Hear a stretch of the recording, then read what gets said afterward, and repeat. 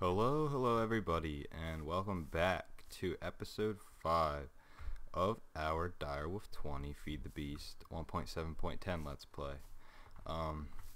So today I found enough time to record. Finally, I'm getting back into a regular schedule. So I'm excited to get back into it. Now, just watching over some of my past videos, my background noise, especially my computer fan, has been extremely loud. Speaking of loud, this seems to be pretty high. I'm going to lower it down a little bit. But my computer fan has been just like screaming in the background, so I played with my microphone settings, so hopefully it won't pick up on that as much in this episode. So hopefully that change kind of fixes the issue. So between last episode and this one, I started a little sugarcane farm, found some more reeds and planted them, so that's good that we got that going. I'm actually going to expand it a little bit, and I also went caving for a while to get some more resources. I got more redstone, which is what we desperately needed last episode. We used the rest of all of our redstone, but I got a little over a stack of redstone, some more coal, I got a crap ton of lapis, which is going to be really key here pretty soon, and I got a whole bunch of more ores, and got all those processed and everything. So now we're doing a little bit better on our resources. And what I also went and did, you can see on my alumite pickaxe here, the durability is down a little bit. And what I did was got 10 obsidian, because alumite can actually break obsidian. So today we will be going to the Nether. I made some iron armor just because I had quite a bit of iron and I needed a little bit more protection. There are a lot of monsters around my base just from me not lighting anything up. But so like I said, today we're gonna be going to the Nether. So I'm gonna make us a little flint and steel, and I got the 10 obsidian necessary for a portal, and so I don't really have a place in mind for a portal. I guess here looks like as good a place as any to build one, so I'll put it in the ground a little bit. 1, 2, 1, 2, 1, 2. One more on each side, and boom. Alright, so the Nether is a scary place, especially in modded Minecraft. There are some crazy mods or mobs in there that can really kill you. So that's why I went ahead and made the armor. But sometimes it kind of, well, that took my cobblestone. I don't want that to happen. Sometimes what will happen is I'm actually gonna put my armor away, but sometimes just for a reason that I don't know, in modded Minecraft I haven't had the best of luck with the Nether.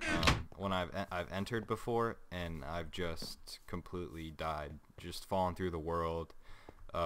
So I'm gonna go in here without any items on me, and hopefully I will not die, because if I do die and it is glitched, I don't really know what I'm gonna do. So we'll let it download the terrain here. It'll take a while, but getting to the Nether is kind of the next big key step for us. Oh my goodness. Now that is probably one of the worst spawns you could ever get.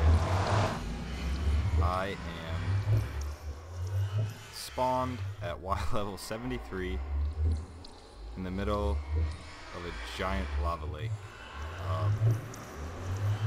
So I'm gonna go back and get a whole bunch of blocks and a little bit of food, and I'm gonna make kind of like a little, I guess a little bit of a cobblestone shelter around my portal. I'm kind of bummed out about that. That's a really bad spawn for our Nether. So I think I'm gonna make a cut here. I'm gonna make a cut and build a little bit of a cobblestone shelter around the Nether portal and a staircase down so we can actually explore and get to the main land of the Nether. So I'll be right back when I've done that. Alright guys, we are back, and just made a little bit of a shelter and a big staircase down to the kind of land area of the Nether. I used the morph mod. I used bat mode just to give myself the ability to fly, build that staircase so I could get down here. Now other than that bad spawn up in the kind of air above a lava lake, it's actually a pretty decent spawn because we are surrounded by lava, which is actually really nice. That's definitely a good easy source of power if I really need one. But the big things that, oh shoot, that's a bummer. The big things that we need, and kind of the reason I'm coming for this Nether trip, are for this stuff, cobalt ore from Tinker's Construct, and whoops, stepped in the burning blossom. Are that ore, cobalt ore, I should have two, but one fell in the lava, and also ardite ore from Tinker's Construct. And those are the metals and the ores that we're gonna need to start our really getting into Tinker's Construct. And the other big thing that I kind of need from here to get it going with stuff is quartz, this stuff here, and also glowstone. So hopefully I don't want to stay too long just because the Nether's a scary place and you can die really easily. I've learned the hard way and it's very frustrating. Oh good, nitro creeper spawned on my stairway. I don't know how I'm gonna get back now, but so I think what I'm gonna do is make a little bit of a cut here. Hopefully I can get some quick resources here just from the Nether really quickly. Get a decent amount of cobalt, ardite, some quartz, and some glowstone, and I'll be back with you guys shortly. Alright guys, so I am back from the Nether. I didn't want to stay for long simply because it's a scary place. A lot of crap that can kill you. So I just got a little bit of glowstone, a little bit over a stack, a little bit of ardite, and a little bit of cobalt. And so now what we're going to be able to do is make some better higher end tools. So I'm going to put all of these cobalt and ardite into our smelter here, so those will get smelted down. And what I want to do is make some better tinker tools.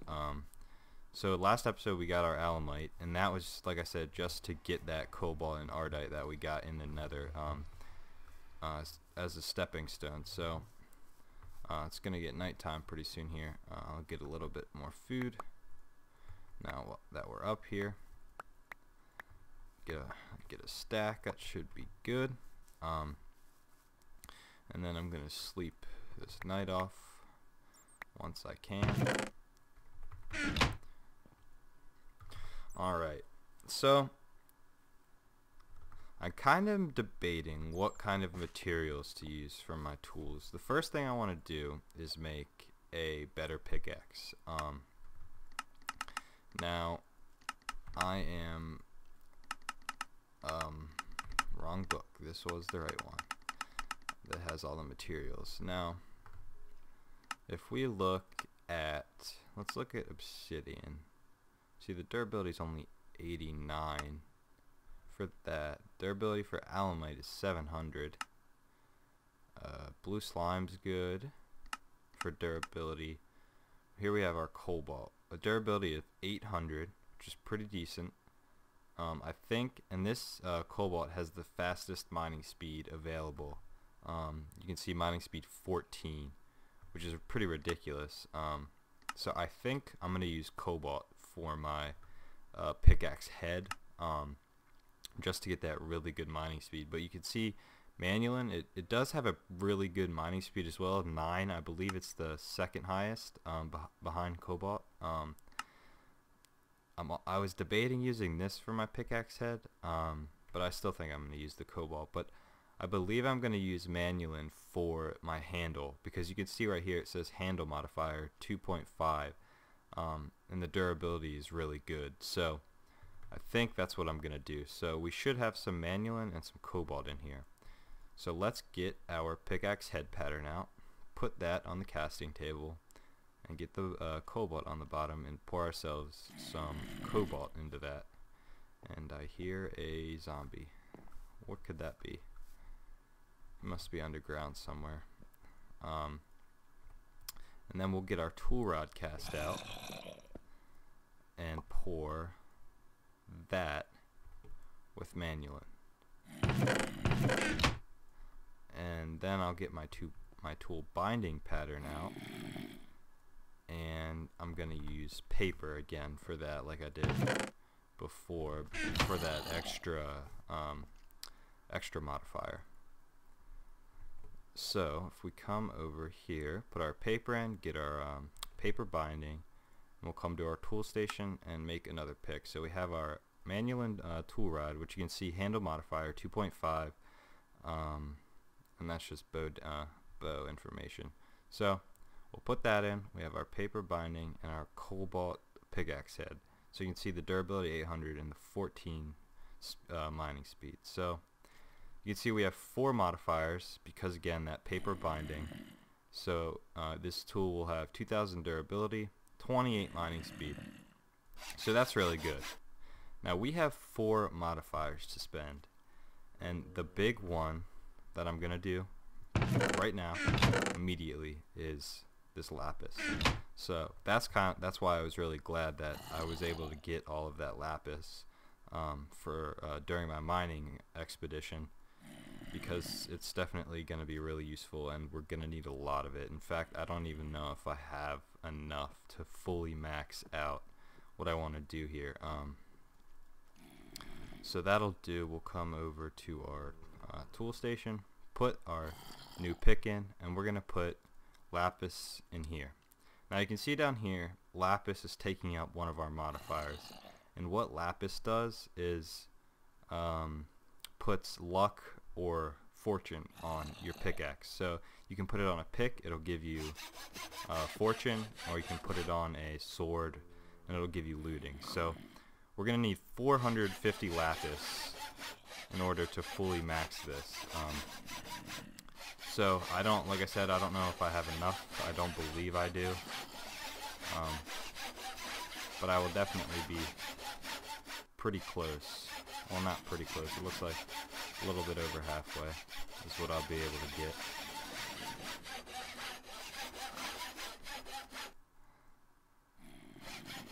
So 349. So let's look, and you can see we have Fortune 2 down there, which is awesome. That's what I really wanted to get more resources. But as you can see, I used all of my lapis, which yippee! But it will definitely come in handy using all of that, and I'll be able to get even more lapis and upgrade this to Fortune 3. So yeah. So now what I want to do, now that we have a little bit more resources, is get a Sterling generator from Ender.io, just to kind of better be able to keep up, get rid of some of these survivalist generators, even though they definitely do their job when it comes to efficiency. So we're gonna need a furnace, some stone bricks. So let's get a couple of stone smelting to build our stone bricks, and we'll make a furnace. And I'm gonna need some wood, and I have some cobble,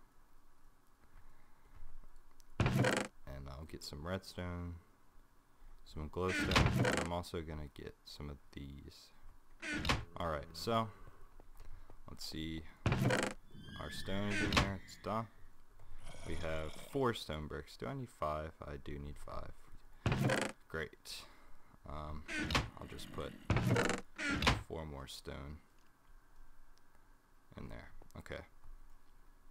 Now, let's make us a piston. I need some iron. So we got ourselves a piston. And I'm also gonna make 2 of these basic gears. I need some sticks. Make a couple of those. Good. Okay. Get in a crafting table and craft 2 of those. And our stone should be finished smelting. Perfect. Get a couple more stone bricks. There we go. And there we have ourselves a Stirling generator. Now, let's see. So we have the survivalist generators down there, and in the back. So I'm gonna remove this one and this one, and I'll put our Stirling generator right here. Now, what I'm gonna need to do in order to get power from that to our machines is build some energy conduits from Ender.io. Now, I'm gonna start out with the most basic tier, which needs this conduit binder, which takes sand, gravel, and clay. So let's get a little bit of sand, gravel, and do I have any more clay, or did I make all of that into grout? So I'm gonna go get a little bit more clay up here. I don't know. Hopefully there's some pretty readily available up here for us to snag. Do we see any? Come on, clay. So again, I'm gonna work on this Ender.io stuff, get more advanced in that. So I can get a whole bunch of ores processed really quickly, which is why I'm gonna need some more power. So here we go. Here's some clay. I don't need a lot. I'm just gonna get a little bit. That's plenty, and we'll make our way back to the base. So I hope everyone is enjoying your Christmas break or winter break. I really appreciate, like I said again, the support I've been getting. I appreciate all the likes, which is just 1 so far, but all of the minutes watched, 6 subscribers I think I'm up to now, which is it's just awesome. I do really appreciate it, and I enjoy doing this, so I really do appreciate it. But now that we have our clay, let's make some of these conduit binders here. This conduit binding, and we'll make all of it because we're definitely gonna need it in the future, and so we'll get that smelting up. Okay.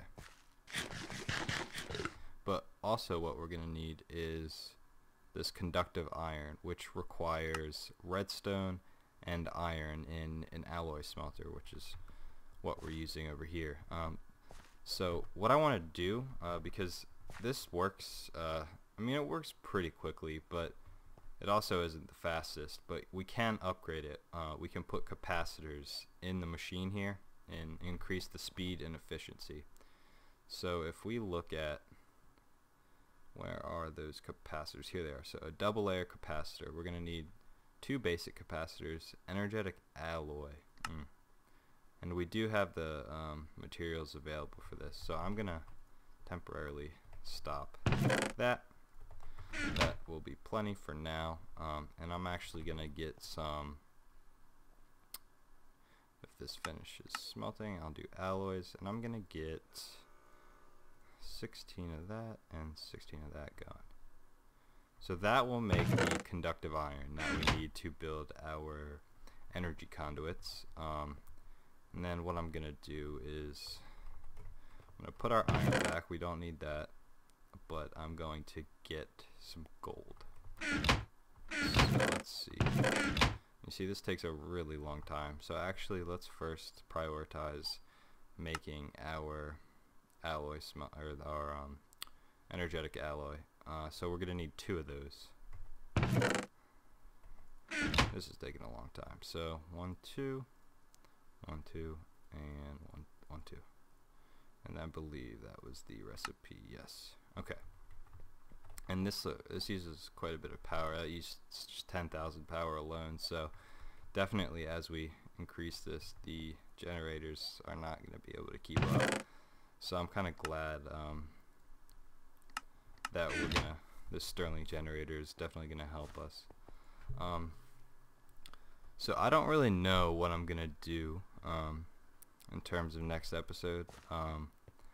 Maybe continue upgrading some of my tinker tools, get some better tools for that.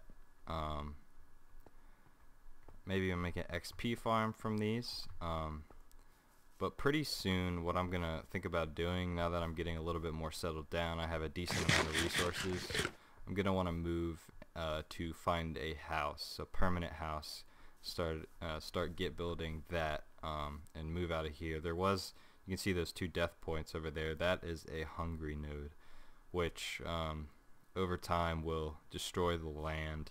So I don't know how far it reaches eventually, but possibly our little base here may get suffer a poor fate of getting eaten by a hungry node. So we're also gonna need, I'm not gonna be able to do that. I don't believe these break. Now where is our coal powder? So finally we should be able to make a double layer capacitor. Now actually I don't believe we can, yeah, we're gonna need some ender pearls for that. But for now, that will definitely help. You can see it increases the internal buffer of the machine by 1,000 RF, or 100,000 RF. Now, we have 2 of the conductive iron. Conductive iron, and we're gonna get 1 more in there. So you can see it's definitely a lot quicker than it was before we had that capacitor in there. So we should have that done. Awesome. And now we'll get 8 of these energy conduits. And so we're going to put our Stirling generator back there, there, and there. So what we can also do is, you can see down here there's a slot for a capacitor. So I'm going to put a double layer capacitor in that. So let's make another double layer capacitor. So for that, we're going to need, again, the 2 basic capacitors, which is 2 copper, 8 gold nuggets. We have 2 gold nuggets, so we're going to need another one of those. Boom. 2 copper, 1, 2, and 2 redstone, which we have with us. So here we go. Make 2 of those. Actually, I might as well make 4 of these, because we can put a double layer capacitor in our sag mill as well. So actually what I want to do is move this up, because if this is on top of our chest, we won't be able to access the chest. So we'll just add 2 more conduits. Alright, good. So we have our 4 of those. What are we going to need for our double layer capacitors? We're going to need 2 basic capacitors. We have all those, and more of that energetic alloy, so we're going to need how many of those? 2 each, so 4. Alright, we have enough for that, and luckily this recipe will take not a lot of time, as much time, because we have our double layer capacitors in there, and we're also gonna need 2 coal. Alright, so I'm liking this. We're getting some more teched up here. This is gonna be a little bit of a longer episode just because I finally have enough time to sit down and actually record. So we'll get our coal powders out, and we're gonna need one more energetic alloy, which is almost done. There we go. Awesome. So, boom, 2 of those. So we'll put 1 in the sag mill and 1 in our Stirling generator. Now this I do not believe, but how much RF per tick it produces, but you can see it says burn rate 2.0 2 times, so that will burn coal at that rate. But you can see when I put the capacitor in, it goes down to 1.5, so it makes it a lot more efficient. So let's put some coal in. So yeah, we're generating 40 RF per tick, and these I believe used looks like 60 RF per tick just because we put those capacitors in. What does it use without that? Yeah, 20 without, but 60 with. So, but that's awesome that we're making more power now than these survivalist generators, which are still do have their internal buffers filled with some power just because we had a whole bunch of coal in them.